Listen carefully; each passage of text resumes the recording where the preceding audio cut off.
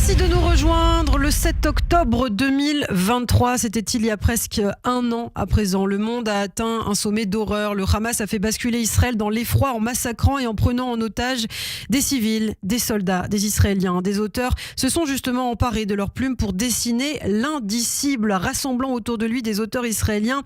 Le célèbre Uri Fink a retracé cette journée tragique à travers le récit de différentes personnes habitant les kibboutz en Israël et celles présentes au festival Supernova. Un album de bande dessinée dont la visée est de recueillir la parole de ceux qui ont vécu l'horreur, de laisser une trace et d'éviter que ces drames ne sombrent dans l'oubli. Une bande dessinée qui s'appelle Au cœur du 7 octobre, témoignage publié aux éditions Delcourt. Et pour en parler, justement, ce matin, nous sommes avec un spécialiste de la bande dessinée, un chroniqueur, notre chroniqueur de Radio J, Xavier Nataf. Bonjour. Bonjour Ilana, bonjour à tous. Merci beaucoup Xavier d'être avec nous ce matin sur Radio J. Bah oui, c'était important de vous entendre, surtout que cette bande dessinée sort aujourd'hui. Est-ce qu'on connaît un petit peu le contexte de la création de cette bande dessinée ? Comment ça s'est fait ? Comment Uri Fink a décidé de rassembler autour de lui tous ces dessinateurs qu'on connaît bien, notamment Michel Kishka. Oui, il y a une douzaine de dessinateurs et de dessinatrices qui sont mobilisés, israéliens, qui sont mobilisés pour cet album. Alors, la première chose à dire, c'est qu'elle sort aujourd'hui en France, qu'elle sort aux éditions Delcourt, mais ce qui est très, très intéressant et passionnant, c'est qu'elle sort en France. D'abord, avant de sortir ailleurs dans le monde, y compris en Israël. Parce que la France reste, avec la Belgique, mais la France reste quand même l'endroit où la création de BD est possible, y compris sur des sujets aussi essentiels. Alors comment ça s'est passé ? Si vous voulez, devant l'effroi évidemment de ce qui s'est passé le 7 octobre, beaucoup d'artistes se sont mobilisés, que ce soit des chanteurs, que ce soit des écrivains, et donc les dessinateurs israéliens qui sont dessinateurs de BD, mais qui sont aussi cartoonistes pour la presse, etc. Ce qui est le cas de Michel Kishka, ce qui est le cas d'Uri Fink et de beaucoup d'autres. Et Uri Fink a été contacté par une des grandes agents, disons, de dessinateurs et d'artistes en Israël, Dorit Dalio, et au fond, ils ont eu cette idée de mettre en image, ou de faire mettre en image par un certain nombre de confrères, 12 en l'occurrence, les témoignages de civils. L'idée n'était pas de faire un album à la gloire des actes de Tsahal, mais au contraire de civils, quelle que soit d'ailleurs leur sensibilité, qu'elle soit politique, qu'elle soit...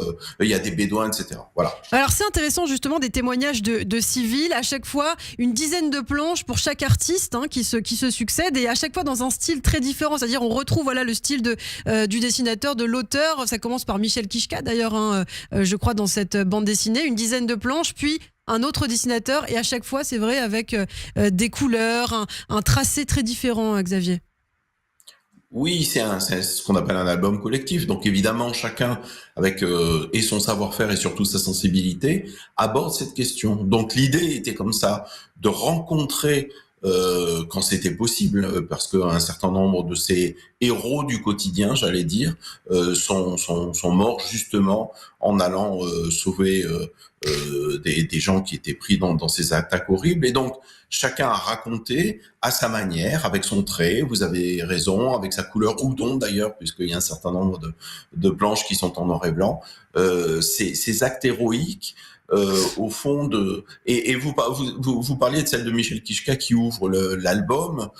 Michel, donc qu'on connaît bien parce qu'il est d'origine belge, même si ça fait maintenant presque 50 ans qu'il est en Israël, raconte, donc va rencontrer ce bédouin. Il est juste chauffeur de taxi, le type, un type, j'allais dire lambda, normal, qui la veille avec son van amène des jeunes au Festival Nova avec comment dire la mission de venir les rechercher le lendemain soir après que le festival soit terminé. Ouais. Et en fait à 6h30 du matin, il reçoit un appel qui dit viens vite nous chercher tout de suite parce que ça et en fait il comprend pas, il va et dès qu'il se rend compte, il n'arrêtera pas de faire des allers-retours pour sauver des dizaines de personnes. Alors des civils, c'est vrai, qui ont eu des actes de bravoure, alors beaucoup d'histoires, et il y a notamment celle qui a ému tout un pays, c'est l'histoire d'Amit, notamment je crois que c'est la 3e ou 4e histoire. l'histoire. Vous, est-ce qu'il y a une histoire en particulier, peut-être celle d'Hamid d'ailleurs, que vous pouvez nous raconter, qui vous a touché, Xavier? Moi, j'avoue que je suis très ému par cet album. Alors, comme dans tout album collectif, il y en a qui touchent plus que d'autres. C'est comme dans les films à sketch, si vous voulez. Il y en a qui sont voilà, qui touchent plus. Mais je dois dire que celle de Michel Kishka, celle d'Hamid, l'histoire donc qui raconte ce garçon qui met en sécurité des gens dans des bunkers, qui lui-même voilà reçoit des grenades et les renvoie une fois, 2 fois, 3 fois, Oui. 10 fois, jusqu'au moment où il y en a une qui lui explose et qui le tue. Il aura sauvé par son acte, j'allais dire tout simple et tellement incroyable, des dizaines de gens. Et je n'ai pas pu m'empêcher de penser au juste en lisant cet album, c'est-à-dire des gens qui sont pas prédestinés à être des héros, des gens qui font quelque chose qui sont confrontés à une situation incroyable et qui font ce qu'ils doivent faire au moment où ils doivent le faire. Alors on l'a dit, beaucoup de dessinateurs effectivement qu'on connaît bien, Michel Kishka notamment, Ilana Zefen, Toar Sherman Friedman aussi, dont on avait parlé déjà sur Radio J. On a chroniqué, oui, absolument, on a chroniqué 2 albums qu'elle a sortis, dont un il y a quelques mois à peine. On a Uri Fink, donc qui est le dessinateur à l'origine de cet album. C'est lui qui au fond a appelé ses copains en leur disant. Et alors, ce qui est intéressant, c'est qu'en fait, ils ont tous dit oui tout de suite. C'est-à-dire, il n'y a pas eu besoin d'aller chercher très loin. Tout le monde s'est senti très motivé et très impliqué. Un travail de mémoire important.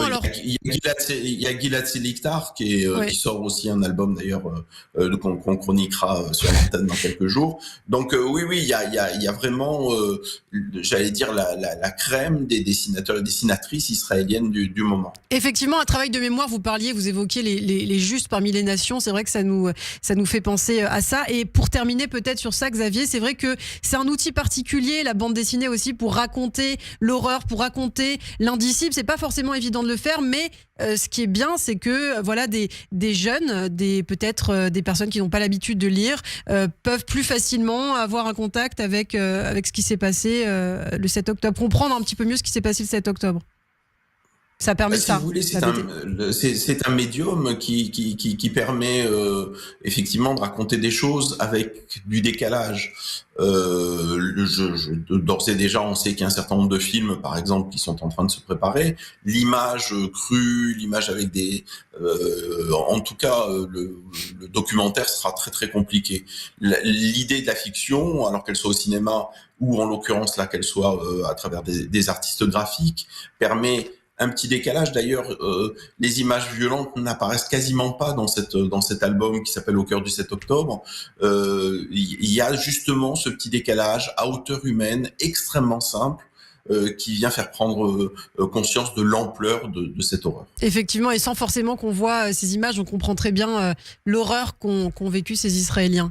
Merci beaucoup. Et qui donne accès au plus grand nombre, effectivement, de pouvoir accéder, essayer de comprendre un peu, ce qui est pas toujours très compréhensible. Merci beaucoup, Xavier Natav, d'avoir été avec nous. On essaiera d'avoir d'ailleurs dans la semaine peut-être le témoignage de Michel Kishka qui nous racontera un petit peu comment ça s'est passé pour lui, l'écriture de cet album collectif, comme vous dites, Au cœur du 7 octobre, témoignage publié aux éditions Delcourt aujourd'hui en France. Merci Xavier, je vous dis à tout à l'heure et à vendredi également pour votre chronique culture. Radio J. Vous écoutez